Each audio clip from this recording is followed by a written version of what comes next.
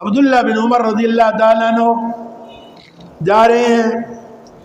ایک موقع پر دوپہر کا وقت آیا, ساتھیوں سے کہا کھانا نکالو. کھانا نکالا, کھانے کے لیے بیٹھے, دیکھا ایک چرواہا وہ بکریاں چرا رہا ہے. آپ نے فرمایا اس کو بلا لاؤ, اس کو بلا لاؤ. امیر المومنین کا بیٹا ہے حضرت عبداللہ بن عمر رضی اللہ تعالیٰ عنہ, بڑے درجے کے صحابی, بڑے درجے کے صحابی. اللہ اکبر.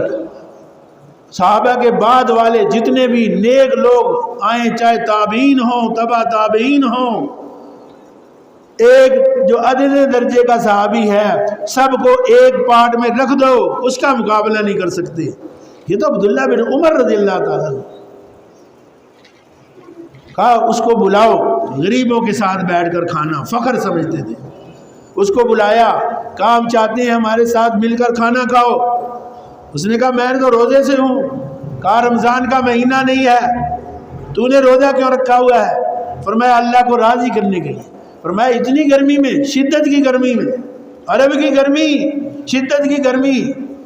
تو اس نے کیا کہا, یہ متقی ہوتا ہے.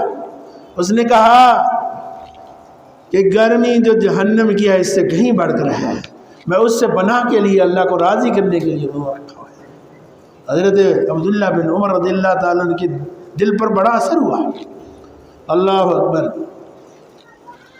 تو انہوں نے اس کا مزید امتحان لینے کے لیے اس سے کہا کہ تم ان بکریوں میں سے ایک بکری دو, ہم اس کو ذبح کر کے کھانا چاہتے ہیں.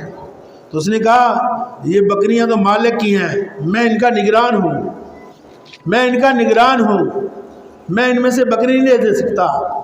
عبداللہ بن عمر رضی اللہ تعالیٰ نے کہا کہ تم ایک بکری دے دو, مالک کو کہنا بھیڑیا لے گیا تھا, مالک کون سا یہاں ہے, اس کو کیا پتہ چلے گا.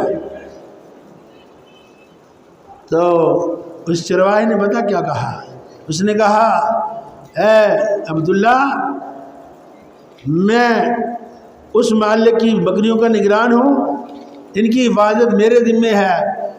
اگر ان میں سے میں کوئی خیانت کروں گا اس مالک کو تو نہیں پتہ چلے گا, اس نگران کو تو نہیں پتہ چلے گا.